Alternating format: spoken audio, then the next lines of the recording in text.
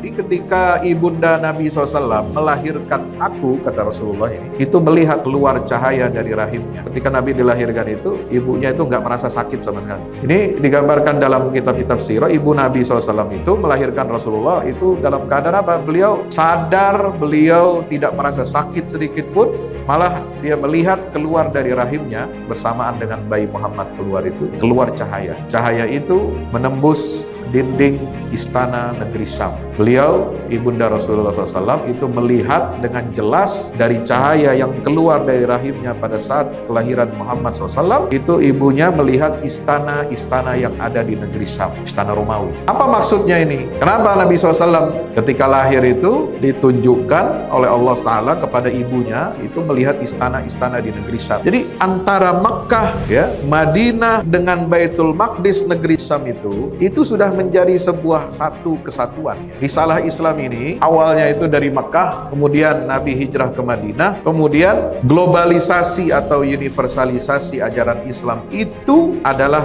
pada saat Nabi hadir di Baitul Maqdis sampai ke negeri Syam. Kenapa? Karena negeri Syam waktu itu pusat peradaban, pusat dunia. Yerusalem, Baitul Maqdis itu pusat peradaban dunia. Diperebutkan oleh Romawi, oleh Yunani, oleh Persia, oleh Mesir, oleh kerajaan-kerajaan Mesopotamia, Babilonia dan sebagainya, itu menjadi pusat peradaban dunia. Kenapa? Nabi Muhammad SAW ketika beliau sudah dewasa menjadi Rasul menceritakan bahwa ketika dulu proses persalinanku ke dunia ini, ibu saya ketika melahirkan saya itu melihat keluar cahaya dari rahimnya, yang dengan cahaya itu dia melihat istana-istana Romawi di negeri Syam. Jadi kelak kekuasaan mandat dari Allah, ya, diberikan mandat atas Baitul Maqdis itu diberikan kepada Nabi kita Muhammad SAW, dan itu sudah ditunjukkan pada saat malam Nabi Muhammad SAW itu atau calon Nabi ini dilahirkan. Dan itu kemudian terjadi peristiwa Isra dan Mi'raj ketika Nabi SAW mengalami kesulitan dalam berdakwah. Alhamdulillah. Inilah karunia yang Allah berikan kepada Nabi SAW. Walladzi arsala rasulahu bil huda wa dinil haq liyuzhirahu 'ala ad-dini kullihi walau karihal musyrikun. Allah telah memuliakan, mengutus rasulnya dengan membawa apa? Petunjuk dan agama yang benar. Supaya apa? Allah menangkan Islam ini, agama yang benar itu di atas semua agama. Meskipun orang-orang yang musyrik itu tidak menyukainya.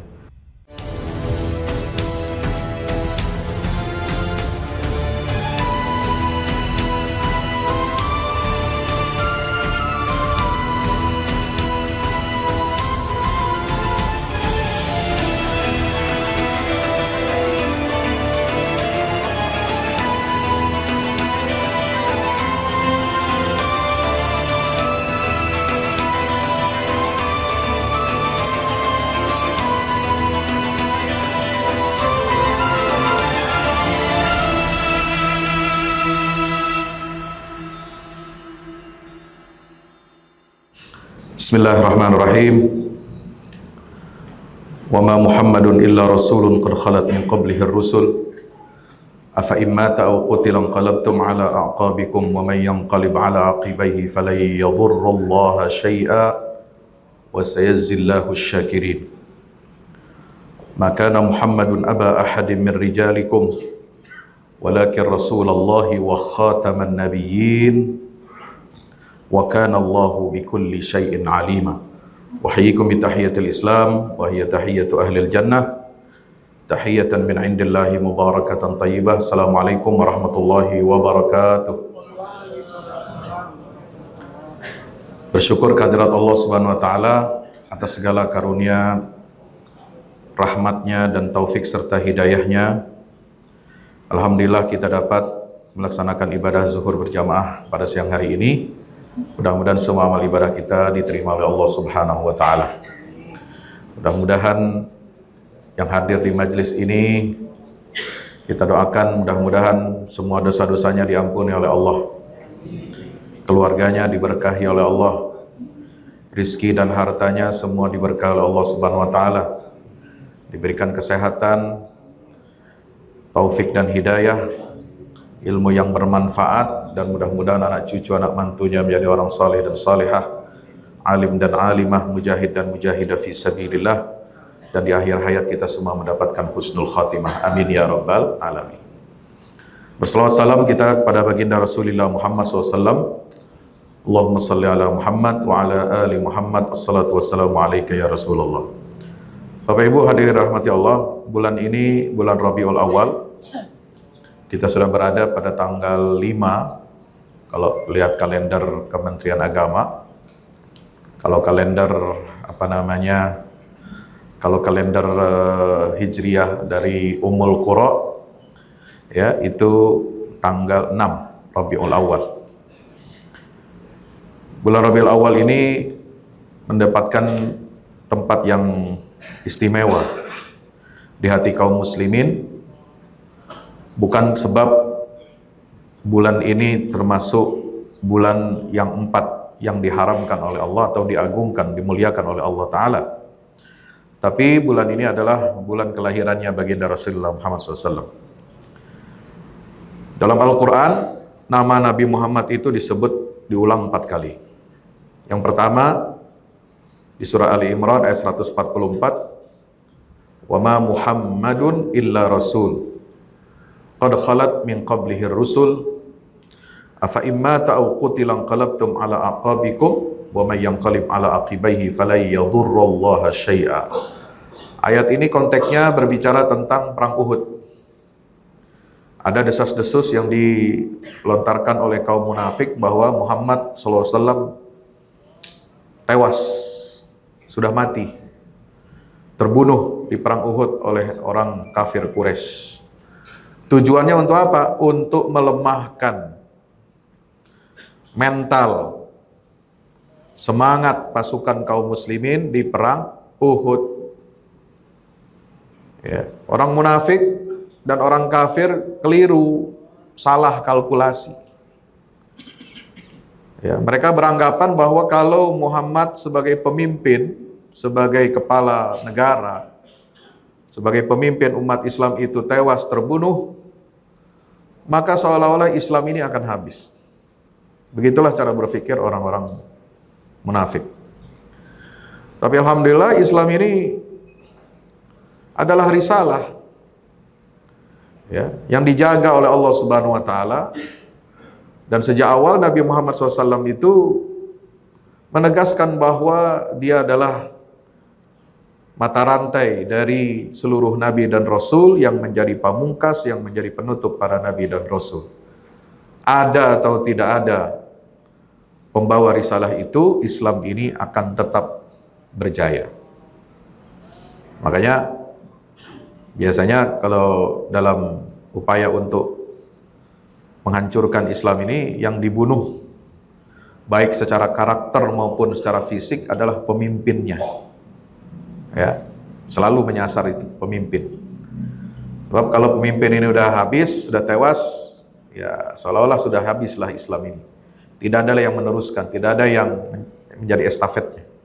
Nah, itu keliru. Nah, inilah dibantah oleh Allah Subhanahu wa Ta'ala dalam surah Ali Imran ayat 144, bahwasanya Nabi Muhammad itu hanyalah seorang rasul yang sebelumnya telah berlalu ada beberapa rasul.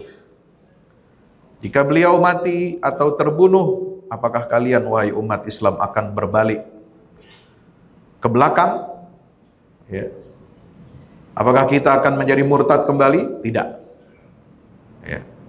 Kemudian yang kedua di surat Al-Ahzab 40, Allah menyatakan, "Wa ma kana Muhammadun aba ahadim mir rijalikum." Bahwasanya Nabi Muhammad itu bukanlah bapak dari seorang di antara kamu. Ya.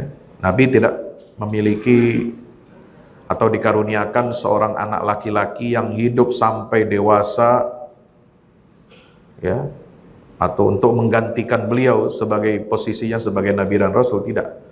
Benar Nabi punya anak laki-laki, tapi wafat masih kecil. Ya. Ada namanya Al-Qasim, ada namanya Abdullah, dan ada nama Ibrahim. Semua meninggal masih kecil.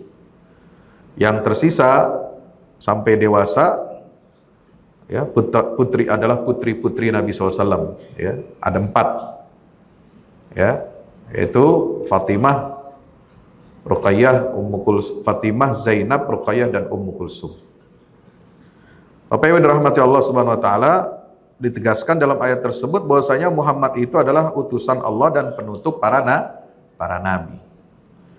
Yang ketiga dalam surat Muhammad, walladzina amanu ayat 2, wa amilus solihati wa amanu bima nuzzila ala Muhammadin wa huwal haqqu min rabbihim kaffara anhum sayiatihim wa aslaha balahum. Orang-orang yang beriman dan beramal saleh itu ya baru bisa dikatakan dia betul-betul beriman, diterima amal solehnya oleh Allah kalau mereka beriman kepada apa yang diturunkan wahyu kepada Nabi Muhammad sallallahu alaihi wasallam. Artinya tidak cukup orang syahadat asyhadu an la ilaha illallah, tapi juga asyhadu anna Muhammadan Rasulullah, harus dua-duanya. Tidak bisa hanya satu. Ya, beriman kepada Allah, beriman juga kepada Nabi Muhammad SAW. Yang terakhir, yang keempat adalah surat Al-Fat ayat 29. Muhammadur Rasulullah walladzina ma'ahu asyidda'u 'alal kufari ruhama'u bainahum ila akhiril ayah. Itu isinya tentang apa? Tentang keunggulan risalah Islam ini. Pertama ditopang oleh pembawa risalahnya, karakternya yang agung, karakternya yang mulia, sosok Nabi akhir zaman, ya, yang kepribadiannya semua disebut oleh Allah dalam Al-Quran, ciri-ciri fisiknya disebutkan dalam kitab-kitab Taurat dan Injil. Juga bukan hanya itu kemuliaan agama Islam ini. Kemuliaan dan kejayaan Islam ini justru yang ada faktor kedua, ini yang sering kita lupakan, yaitu ditopang oleh generasi sahabat, ya, yaitu yang memiliki ciri asyidda'u 'alal kufar, tegas kepada orang kafir, ruhama'u bainahum, berkasih sayang di antara mereka, tarahum ruk'an sujada, mereka suka untuk ya beribadah ruku' dan sujud, yabtaghuna fadlan minallah wa ridwana, hanya mencari keridhaan dan karunia dari Allah Subhanahu wa taala. Simahum fi wujuhim min athari sujud, tanda bekas asar daripada sujudnya itu nampak di wajah-wajah mereka. Itulah perumpamaan mereka yang ada di dalam Taurat dan perumpamaan mereka tersebut di dalam kitab Injil. Ya, jadi Islam ini disebutkan ciri-cirinya, bukan hanya nama Nabi Muhammad dan sifatnya, tapi juga para pemikul, para pembawa risalah estafet yang meneruskan risalah Islam ini, yaitu para sahabat Nabi SAW. Disebutkan perumpamaan mereka seperti pohon yang besar, awalnya dari benih. Benih itu mengeluarkan tunas, tunas itu kemudian menjadi semakin kuat, menjadi besar, tumbuh di atas batangnya. Tanaman-tanaman itu yang besar itu menyenangkan hati orang yang menanamnya, ya. Dan itu semua membuat marah. Ya. Kalau bahasa anak muda sekarang, bikin kejang-kejang. Ya. Ya. Jadi kalau ada yang tidak suka atau melihat sirah sahabat Nabi itu dalam ajaran Islam ini begitu dimuliakan, ya, lalu dia nggak suka, dia kejang-kejang, nah itu ciri orang memusuhi Islam. Kenapa? Karena tidak sama, ya. Kalau umat Nabi terdahulu, ya, kita bicara tentang misalnya Yahudi Nasrani, Nabi Musa itu tidak banyak sahabatnya yang kemudian meneruskan, membawa risalah ini, menjaga, eksis. Ya. Nabi Isa, Hawariyunnya juga tidak banyak. Ya. Hanya kurang lebih ada berapa orang Hawariyunnya Nabi Isa itu? Ya, bisa dihitung jari. Yang sering digambarkan dalam lukisan, ya, siapa itu, Da Vinci itu, perjamuan terakhir itu. Coba itu. Ya. Itu pun sudah diselewengkan ajarannya. Ya. Tidak ada yang menjaga risalah para nabi sebelumnya ini. Tidak eksis seperti sekarang, sebagaimana Nabi kita Muhammad SAW mau membawa wahyu dari Allah, lalu mencontohkan pelaksanaan wahyu itu dalam sunnahnya, ini dijaga, dirawat, ditulis, dihafal oleh para sahabat-sahabatnya, diwariskan dari satu generasi ke generasi berikutnya, sehingga ajaran Islam ini dari A sampai Z, dari urusan terkecil sampai urusan paling besar, bisa kita baca, bisa kita rujuk ke dalam sumber utama, yaitu Al-Quran dan Sunnah. Dan Alhamdulillah, sahabat Nabi inilah yang berjasa besar untuk menjaga risalah Islam ini sampai ke tangan kita.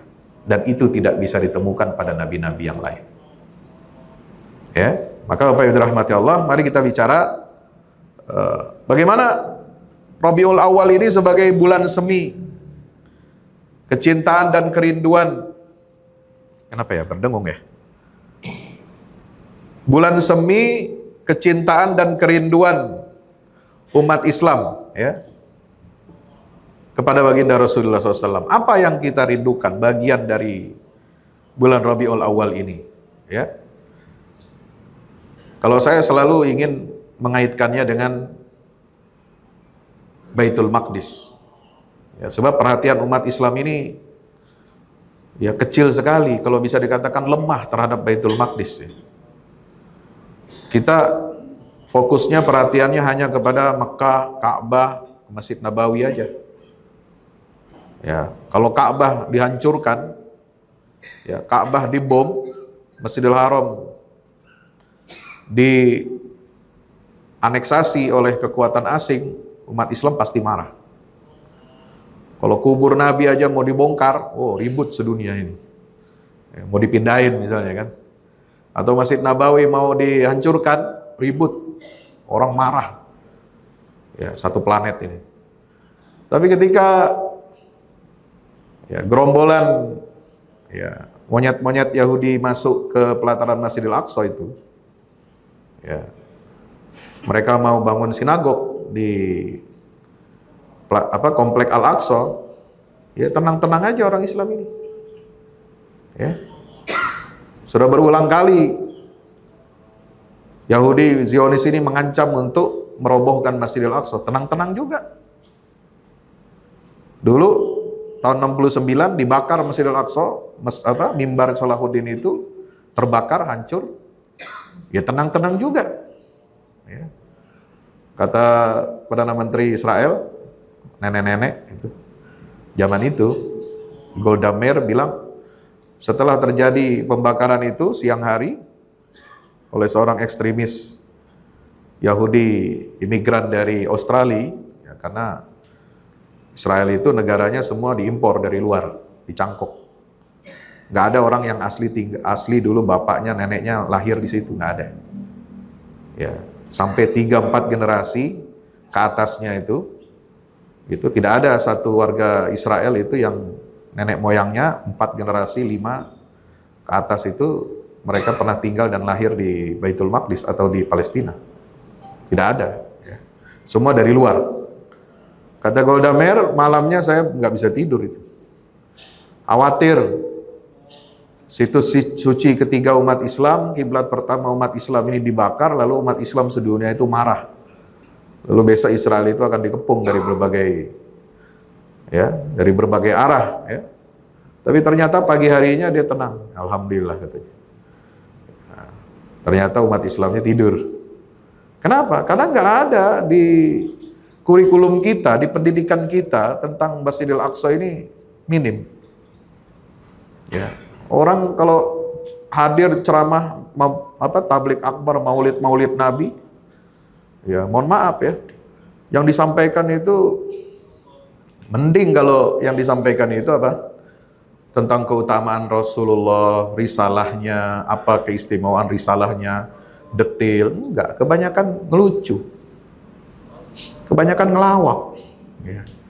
Kebanyakan hanya menunjukkan kemuliaan nasab kakek neneknya, yang itu jauh ya, bukan ke Rasulullah SAW itu. Ya, hanya bicara tentang keutamaan wali-wali aja. Ya. Jadi bicara tentang keutamaan Rasulullah ini, ya, kalau kita gali, Ya, itu kerinduan Nabi SAW terhadap Baitul Maqdis. Ini sudah sejak awal beliau sampaikan. Dari hadis Al-Irbad Ibn Sariyah, dari baginda Rasulullah SAW, ya, beliau bersabda, Inni indallahi maktubun khataman nabiyyin. Sungguh aku ini adalah hamba Allah yang ditetapkan sebagai penutup para nabi. Wa Adam lamun jadilun fitinatihi. Pada saat Nabi Adam itu masih apa? Berupa tanah, masih berbentuk tanah. Ya, tanahnya udah dibentuk tapi belum ditiupkan ruhnya. Itu Nabi SAW, Muhammad SAW ini, itu telah ditetapkan oleh Allah, ditulis di Lauhil Mahfuz, dia adalah sebagai penutup para nabi. Ya. Jadi pada saat Nabi Adam belum jadi, belum tercipta, ya, belum jadi manusia, masih bentuk tanah, itu Allah telah menetapkan Rasulullah Muhammad ini adalah Rasul akhir zaman, penutup para nabi. Wa sa'ukhbirukum bi awwali amri. Nah, saya akan kabarkan kepada kalian, ya, awal permulaanku atau tanda kenabianku. Apa kata Nabi SAW? Yang ada 3. Yang pertama adalah dakwatu Ibrahim. Aku ini adalah jawaban dari doa Nabi Ibrahim alaihissalam. Yang kedua, bisyaratu Isa. Aku ini kabar gembira yang dibawa oleh Nabi Isa. Yang ketiga adalah waru'ya ummi. Nah ini penting ya. Aku ini adalah mimpi ibuku atau visi, penglihatan ibu.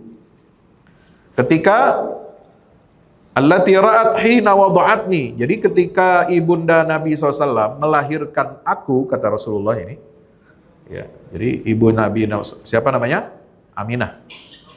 Ya, nggak pakai Siti. Siti itu istilah tambahan ya dari Sayyidah. Sayyidah itu artinya nyonya. Ya, nggak usah pakai tambah-tambahan nyonya Aminah, nggak ada. Namanya Aminah aja. Ya, Siti itu istilah bahasa Mesir, singkatan dari Sayyidati. Ya, jadi ibu Nabi ketika melahirkan bersalin, ya, itu melihat keluar cahaya dari rahimnya. Annahu kharajalaha nurun. Ya. Ketika Nabi dilahirkan itu, ibunya itu nggak merasa sakit sama sekali. Ya, nggak ada operasi sesar, nggak ada bidannya, gitu kan. Ya. Keluarnya gampang, nggak ada rasa sakit sama sekali. Nggak kayak perempuan zaman sekarang. Wah, melahirkan tuh apalagi normal, ya, itu sakitnya luar biasa. Ini digambarkan dalam kitab-kitab sirah, ibu Nabi SAW itu melahirkan Rasulullah itu dalam keadaan apa? Beliau sadar, beliau tidak merasa sakit sedikit pun, malah dia melihat keluar dari rahimnya bersamaan dengan bayi Muhammad keluar itu, keluar cahaya. Cahaya itu menembus dinding istana negeri Syam. Beliau, ibunda Rasulullah SAW itu melihat dengan jelas dari cahaya yang keluar dari rahimnya pada saat kelahiran Muhammad SAW, itu ibunya melihat istana-istana yang ada di negeri Syam. Istana Romawi. Ya, nah ini jarang dibahas oleh kita ya. Apa maksudnya ini? Ya. Kenapa Nabi SAW ketika lahir itu ditunjukkan oleh Allah Ta'ala kepada ibunya itu melihat istana-istana di negeri Syam. Ya, kembali kepada, jadi antara Makkah, ya, Madinah dengan Baitul Maqdis negeri Syam itu sudah menjadi sebuah satu kesatuan. Ya. Risalah Islam ini awalnya itu dari Makkah, ya, kemudian Nabi hijrah ke Madinah. Kemudian globalisasi atau universalisasi ajaran Islam itu adalah pada saat Nabi hadir di Baitul Maqdis sampai ke negeri Syam. Ya, kenapa? Karena negeri Syam waktu itu pusat peradaban, pusat dunia. Ya, Yerusalem, Baitul Maqdis itu pusat peradaban dunia. Ya. diperebutkan oleh Romawi, oleh Yunani, oleh Persia, oleh Mesir, ya, oleh Heksos zaman kuno, ya, oleh kerajaan-kerajaan Mesopotamia, Babilonia dan sebagainya, itu menjadi pusat peradaban dunia. Ya. Dan Yahudi, peradaban Yahudi dan Kristen itu juga, ya, ada di wilayah Baitul Maqdis ini. Makanya Nabi Ibrahim itu hijrah dari Babilonia ke Baitul Maqdis. Ya. Dan ketika Nabi Ibrahim sedang berada di Mekah, beliau berdoa kepada Allah setelah membangun Ka'bah, meninggikan Ka'bah. Itu apa doanya? Ayat 129, Rabbana wab'ats fihim rasulan minhum yatlu alaihim ayatika wa yu'allimuhumul kitaba wal hikmata wa yuzakkihim innaka antal azizul hakim. Ini doanya Nabi Ibrahim. Makanya Nabi Muhammad mengatakan apa? Saya ini jawaban doa Nabi Ibrahim. Jadi kalau Nabi Ibrahim itu mulai hijrah dari Babilonia ke mana? Baitul Maqdis itu 2000 tahun sebelum Masehi. Ya, diperkirakan Ismail juga lahir di kota Mekah, ya, atau pada masa itu sekitar awal abad kedua sebelum Masehi, milenium kedua sebelum Masehi, ya, maka jarak antara doa Nabi Ibrahim dengan kelahiran Nabi SAW itu kurang lebih 2500, ya, 2500-an tahun, ya. Nah, itu dijabah oleh Allah Subhanahu wa ta'ala. Rabbana wab'ats fihim, ya Allah, utuslah di tengah mereka seorang rasul dari kalangan mereka sendiri yang membacakan kepada mereka ayat-ayat-Mu. Ya. Kemudian mengajarkan kitab dan hikmah kepada mereka dan menyucikan mereka, ya, menyucikan jiwa. Nah, ini kabar gembira Nabi Isa tentang kehadiran Nabi SAW itu ada di surat As-Saff ayat 6. Wa idh qala Isa ibn Maryam ya bani Israil inni rasulullah ilaikum musaddiqan lima baina yadayya minat Taurah wa mubasysyiran bi rasulin ya'ti min ba'di ismuhu Ahmad. Ya, jadi Nabi Isa itu membawa kabar gembira, ya, kepada siapa? Akan lahirnya atau datangnya Nabi akhir zaman, yaitu Muhammad sallallahu alaihi wasallam, ya, min ba'di ismuhu Ahmad. Nah, ini. Jadi istana negeri Syam itu kenapa negeri Syam itu disebut istana Romawi? Karena negeri Syam ini, ya, itu termasuk Yerusalem, Al-Quds itu adalah ibu kota Kekaisaran Romawi Timur yang biasa dipakai oleh Kaisar Romawi Timur, Bizantium, itu musim panas. Jadi kalau musim panas, kalau Eropa kan dingin, ya. Konstantinopel itu pusat kerajaan Romawi Timur. Kan dulu kerajaan Romawi itu satu, ya, ada di Roma, di Italia. Kemudian pindah pusat kerajaannya ke Konstantinopel. Lalu kemudian Kristen itu ada dua, ada Katolik yang ada di Roma, kemudian yang Romawi Timur di Bizantium, di Konstantinopel itu Kristen Ortodoks. Ya, pecah gereja itu. Jauh sebelum ada Protestan, ya. Itu sejarahnya pecah menjadi dua. Skisme dalam gereja. Ya, yang satu Katolik, ya, itu Kristen yang terbaratkan, ya, terpengaruh paganisme Romawi. Kemudian yang di Romawi Timur ini gereja Ortodoks yang masih mempertahankan sebagian nilai-nilai keaslian ajaran Nabi Isa alaihissalam. Tapi sama-sama dua-duanya tetap menganggap Nabi Isa itu sebagai Tuhan. Nah, ini persoalannya. Kita tidak bicara tentang itu, tapi apa? Kenapa Nabi Muhammad SAW ketika beliau sudah dewasa, menjadi Rasul, menceritakan, ya, bahwa ketika dulu proses persalinanku ke dunia ini, ibu saya ketika melahirkan saya itu melihat keluar cahaya dari rahimnya. Yang dengan cahaya itu dia melihat istana-istana Romawi di negeri Syam. Luar biasa, visualisasi. Ya, kalau sekarang dulu belum ada teknologi kayak ini kan, proyektor LED, ya. Itu cahaya itu terang, memperlihatkan bagaimana istana-istana Romawi di negeri Syam. Apa maksudnya? Jadi kelak kekuasaan, mandat dari Allah, ya, diberikan mandat atas Baitul Maqdis itu diberikan kepada Nabi kita Muhammad sallallahu alaihi wasallam, dan itu sudah ditunjukkan pada saat malam Nabi Muhammad SAW itu atau calon Nabi ini dilahirkan, ya. Dan itu kemudian terjadi peristiwa Isra dan Mi'raj ketika Nabi SAW mengalami kesulitan-kesulitan dalam berdakwah. Ya. Hubungan Rasulullah bukan hanya sampai di situ.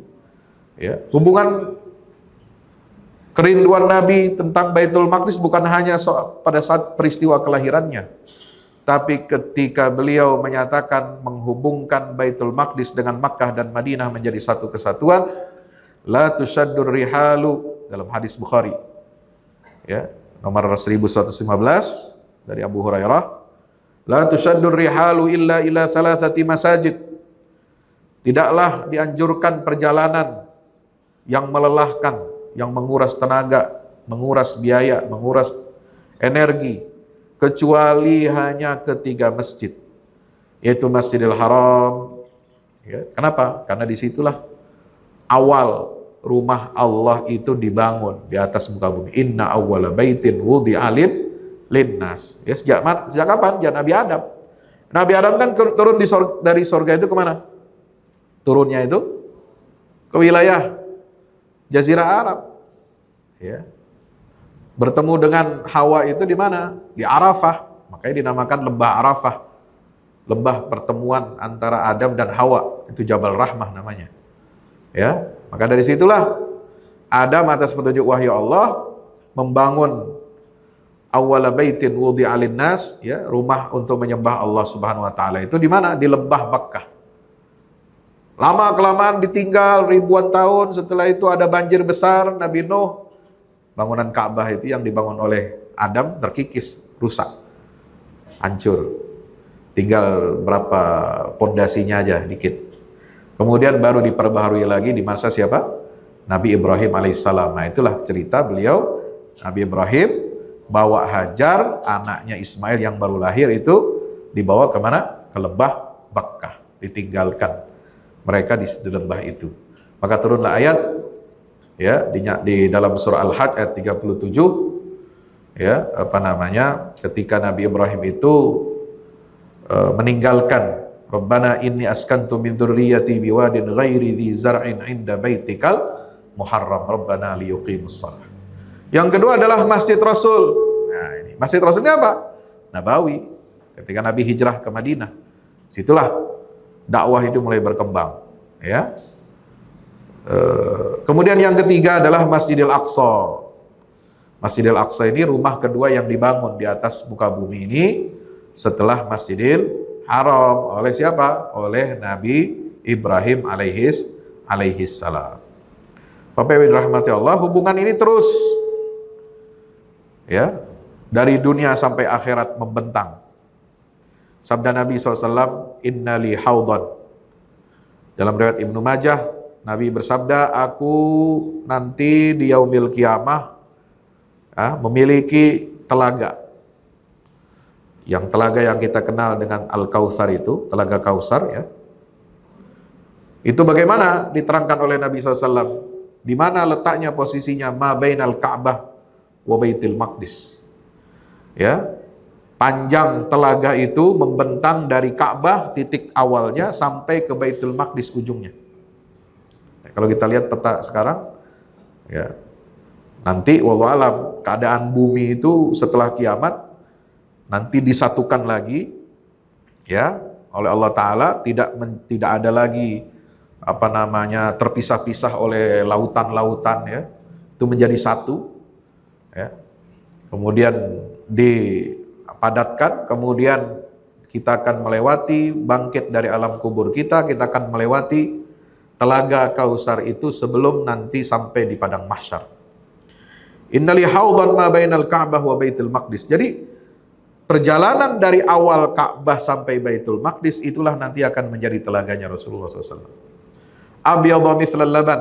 Telaga itu airnya putih seperti susu. Aniyatuhu adadan nujum.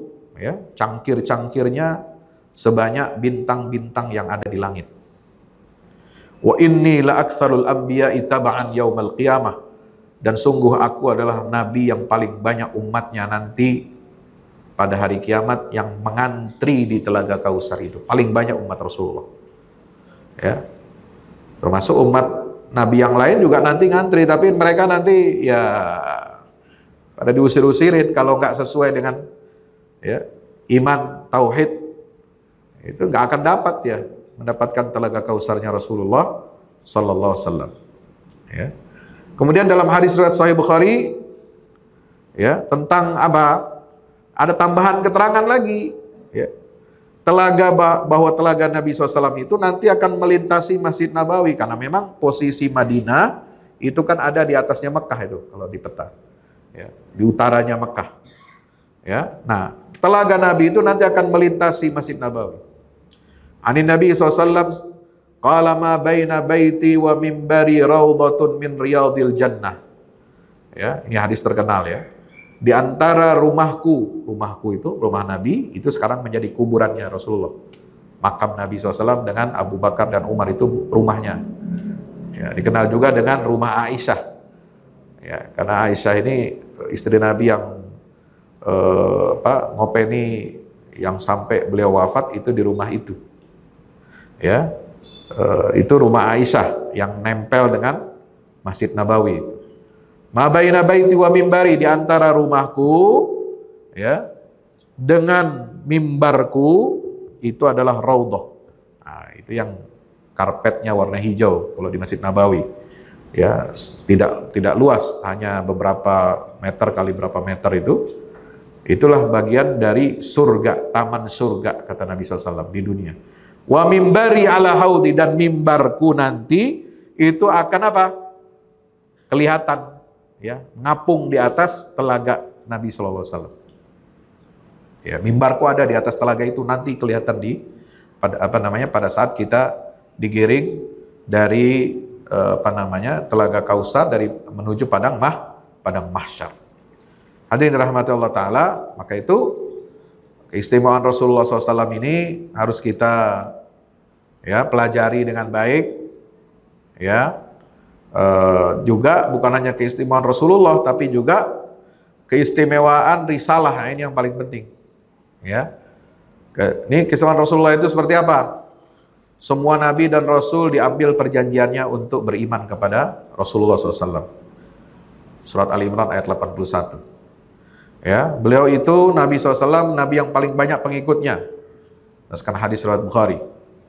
Zaman Nabi hidup adalah zaman terbaiknya umat manusia. Khairun nasi qarni, thumma alladhina yalunahu, thumma alladhina yalunahu. Dosa-dosa Nabi ya yang telah lalu dan akan datang diampuni oleh Allah. Liyaghfira lakallahu ma taqaddama min dzambih wa ma ta'akhkhar wa liyutimma ni'matahu 'alaika wa yahdiyaka siratan mustaqima. Al-Fath ayat 1-3. Kemudian Allah meninggikan penyebutan nama beliau, alam nashrah laka sadrak wa wada'na anka wizrak, ya, alladzi anqadha dhahrak wa rafa'na laka dzikrak. Ya, jadi nama Nabi itu apa? Penyebutannya itu ditinggikan terus oleh Allah. Dengan apa? Azan. Ya, azan itu kan selalu menyebut nama Rasulullah. Asyhadu anna Muhammadan Rasulullah. Ya, itu menjadi saksi kita. Ya, maka syariat azan ini penting, ya. Jangan diganti-ganti pakai running tag, ya, ngaco aja itu, ya kan? Ya, Bapak Ibu yang dirahmati Allah Subhanahu Wa Taala, Allah juga pernah bersumpah dengan hidup beliau, wala amruka innahum lafi sakratihim ya'mahun. Ya. Ini surat Al-Hijr ayat 72. Allah memuliakan Nabi Muhammad dengan panggilannya, ya. Ya ayyuhar rasul, ya ayyuhan nabi. Ya, itu selalu. Kalau nabi yang lain itu apa? Sebutnya ya Zakaria, ya Yahya, khudil kitaba biquwwah. Ya. Ya Nuh. Tapi Nabi Muhammad itu dipanggilnya apa? Kalau Allah memanggil itu ya ayyuhan nabiyyu. Ya ayyuhar rasul, itu dalam Al-Qur'an. Tapi kalau disebutkan ciri karakter, ya, itu hanya disebutkan nama tadi, seperti 4 ayat yang pertama tadi saya sampaikan di awal. Muhammadun Rasulullah, maka Muhammadun aba ahadim rijalikum, ya. Kemudian ayat yang lain itu Umma Muhammadun illa rasulun qad khalat min qablihir rusul. Ya. Kemudian larangan memanggil nama beliau itu hanya dengan namanya saja. Ya, nggak boleh manggil Nabi Muhammad, menyebut nama Nabi Muhammad hanya dengan namanya saja. Tapi harus kita panggil dengan panggilan yang istimewa. Ya Rasulullah, ya Nabi Allah, ya Habiballah. Ya. Itu sesuai dengan surat An-Nur ayat 63. Kemudian larangan kita berkata keras dan kasar kepada Rasulullah. Itu di zaman sahabat itu, ya. Itu Al-Hujurat ayat 2. La tarfa'u aswatakum fawqa sautin nabi. Jangan kamu meninggikan suaramu di atas suaranya Nabi SAW. Harus merendah suara kita, beradab kepada Rasulullah SAW. Sedekah diganti dengan ketaatan. Quran itu mujizat terbesar bagi Nabi SAW. Beliau adalah pemimpin anak cucu Adam pada hari kiamat. Ya, ana sayyidu waladi Adam yaumal qiyamah. Jadi yang kita junjung ini Nabi SAW, Sayyid waladi Adam, pemimpinnya anak cucu Adam alaihi salam pada hari kiamat. Awwalu ma yanshaqqu anhul qabr. Ya, beliau itu orang pertama yang akan terbelah kuburnya, bangkit dari ya alam kuburnya ya di yaumil qiyamah. Awwalu syafi'in wa awwalu musyaffa'in. Orang pertama yang akan beri syafaat dan syafaatnya pasti diterima oleh Allah Ta'ala. Ada bendera liwaul hamdi, bendera pujian, bendera ya apa namanya dari Allah Ta'ala menunjukkan bahwa inilah rombongan orang-orang beriman. Itu dibawa bendera alhamdinya itu siapa? Oleh baginda Rasulullah Sallallahu Alaihi Wasallam. Beliau orang pertama yang melintasi sirat di hari kiamat. Fayudrabus sirat baina zahranai jahannam faakunu awwala man yajuzu minar rusul bi ummatihi. Ya, Nabi yang pertama membawa umatnya melewati sirat itu. Ya. Nah, ini keistimewaan risalah Nabi SAW. Jadi risalah Islam ini adalah risalah yang terakhir, penghapus risalah sebelumnya. Artinya apa? Penghapus risalah sebelumnya itu syariatnya yang dihapus. Kalau agamanya, tauhidnya tetap ada, sama.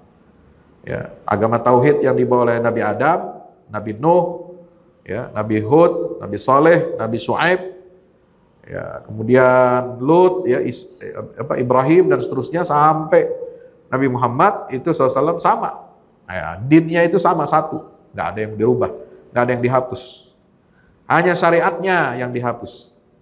Syariat umat terdahulu yang tidak sesuai lagi dengan zaman sekarang, dengan kondisi manusia yang sudah mengglobal, ya, itu hanya syariat Islam yang dibawa oleh Nabi SAW yang berlaku. Ya, ini dalilnya surat Al-Maidah 3, al-yauma akmaltu lakum dinakum wa atmamtu alaikum ni'mati wa raditu lakumul islama dina. Risalah Islam ini bersifat universal. Kenapa? Ya qul ya ayyuhan nas inni rasulullah ilaikum jami'a. Ya, surat Al-A'raf ayat 158. Wahai sekalian manusia, sesungguhnya aku ini adalah utusan Allah untuk kamu semua, ya, jami'a, keseluruhannya. Ya, tidak ada kecuali, tidak ada pengecualian. Ya. Alhamdulillahilladzi nazzala al-furqana ala 'abdihi liyakuna lil 'alamina nadhira. Al-Qur'an yang Allah turunkan kepada Nabi SAW juga berfungsi untuk apa? Peringatan bagi seluruh manusia, seluruh alam semesta. Ya. Inilah keutamaan risalah Nabi SAW, ya, sesuai dengan fitrah manusia, mencakupi dan mencukupi semua tuntutan manusia dalam semua aspek kehidupan dan di setiap zaman, ya, memberi ruang untuk akal, pikiran manusia, mengembangkan kehidupannya berdasarkan wahyu dari Allah, ya, tidak bertentangan dengan syariat Allah Subhanahu wa taala. Jadi akal itu diperhatikan. Ada maslahat yang diperhatikan dalam syariat. Risalah yang toleran, memudahkan, menghilangkan kesulitan. Ya. Nah, keistimewaan risalah Islam ini apa? Mengajak kita beriman kepada para rasul sebelumnya. Jadi la nufarriqu baina ahadin min rusul. Ya. Islam ini yang dibawa oleh Nabi Muhammad SAW itu tidak mendiskriminasi rasul-rasul sebelumnya. Semuanya diimani. Kalau kita beriman kepada Nabi Muhammad, otomatis beriman kepada seluruh nabi dan rasul sebelumnya. Kenapa? Dia pamungkas, dia penutup. Ya, sementara kalau pengikut Yahudi tidak percaya, tidak beriman kepada Nabi Isa, tidak beriman kepada Nabi Muhammad. Ya, Nasrani nggak percaya kepada Nabi Muhammad SAW. Ya. Nah itu, jadi itu namanya tafriq bainar rusul, membeda-bedakan, mendiskriminasi para nabi dan Rasul sallallahu alaihi wasallam. Nah, ini yang paling penting apa? Sejarahnya. Jadi sejarah Nabi Muhammad ini, salah satu keistimewaan risalah Islam itu sejarah yang real, nyata. Ya. Sementara umat-umat terdahulu itu banyak sekali penyelewengan sejarahnya terhadap Rasulnya. Maka Islam ini dijaga oleh Allah Subhanahu wa taala dari berbagai macam penyelewengan, ya. Maka nggak ada cerita dalam Islam, ya, sahabat Nabi merubah ajaran Rasulullah Muhammad SAW, ya, dari tauhid jadi syirik, jadi ini jadi anu, jadi ini jadi anu, nggak ada. Alhamdulillah, ya. Inilah karunia yang Allah berikan kepada Nabi SAW. Walladzi arsala rasulahu bil huda wa dinil haq liyuzhirahu 'alad dini kullihi walau karihal musyrikun. Ya. Allah telah memuliakan, mengutus rasulnya dengan membawa apa? Petunjuk dan agama yang benar. Supaya apa? Allah menangkan Islam ini, agama yang benar itu di atas semua agama, ya. Meskipun orang-orang yang musyrik itu tidak menyukainya. Wallahu a'lam bishawab. Mudah-mudahan bermanfaat, ya, untuk menambah, ya, pengetahuan kita, wawasan kita, keimanan kita kepada baginda Rasulullah Muhammad sallallahu alaihi wasallam dengan mengenal apa keistimewaan beliau, apa keistimewaan risalahnya, dan bagaimana kita sebagai umatnya harus membela kesucian Baitul Maqdis, kesucian Masjidil Aqsa, agar tidak dilanggar dan dinistakan oleh Yahudi laknatullah. Terima kasih. Aku qouli hadza astaghfirullah wa lakum. Wassalamualaikum warahmatullahi wabarakatuh.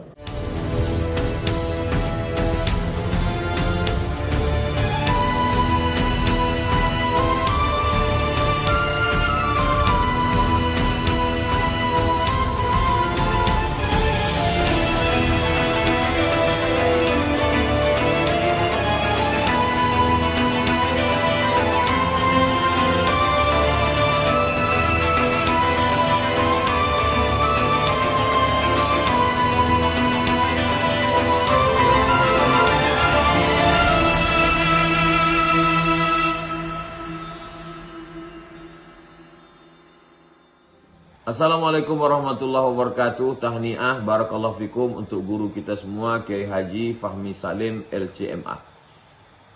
Masya Allah tabarakallah, launching 2 buku Al-Mukarram, buku Wahai Anakku dan Runtuhkan Zionis. Dan selamat tahniah juga untuk peresmian gedung Al-Fahmu Institute Pusat Dakwah Al-Quran pada 26 Sya'ban hari Kamis 1445 Hijrah bertepatan dengan 7 Maret 2024. Saya, adik kelas Ustadz Fahmi Salim di Mesir, merasa ikut bahagia, ikut senang. Sekali lagi tahniah, ajmal at-tahani, ungkapan selamat yang terindah untuk Kiai Haji Fahmi Salim LCMA. Barakallahu fikum. Wassalamualaikum warahmatullahi wabarakatuh.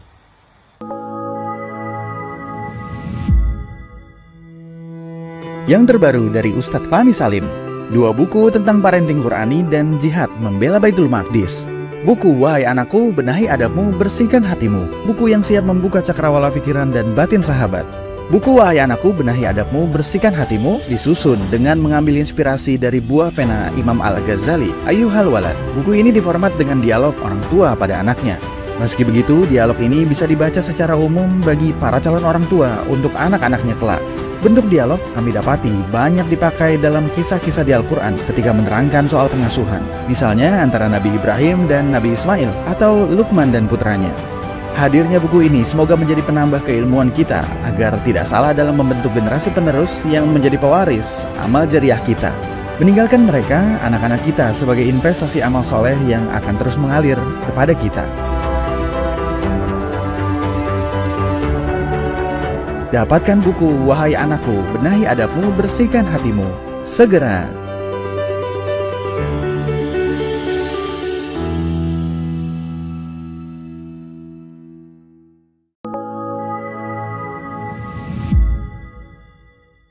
Yang terbaru dari Ustadz Fahmi Salim, buku Runtuhkan Zionis Rebut Baitul Maqdis, buku yang siap membuka cakrawala pikiran dan batin sahabat, sudah bisa dipesan sekarang juga. Hasil yang dicapai para mujahidin dalam pertempuran Badai Al-Aqsa 7 Oktober 2023 memiliki arti penting ataupun nilai strategis, bukan hanya dalam pembuktian bahwa kekuatan Israel bisa dikalahkan bahkan oleh pihak yang memiliki persenjataan jauh di bawahnya, melainkan juga dalam menyadarkan dunia Islam, terutama para pemimpinnya yang memilih menjadi penonton ketimbang membantu sesama saudaranya. Buku ini adalah salah satu bentuk dukungan dan ikhtiar dengan niat berjuang bersama-sama dengan mujahid Palestina. Tak sekedar memberikan informasi, membeberkan fakta atau data kepada khalayak di Indonesia. Buku ini juga hadir untuk meluruskan tudingan bahkan fitnah terhadap para pejuang di sana. Betapapun kita berada jauh dari Al-Quds, melalui buku ini kita akan dapatkan bagaimana kita bisa memperoleh pahala yang sebanding dengan para pejuang di garda terdepan di negeri perlawanan Palestina. Dapatkan buku Runtuhkan Zionis Rebut Baitul Maqdis segera.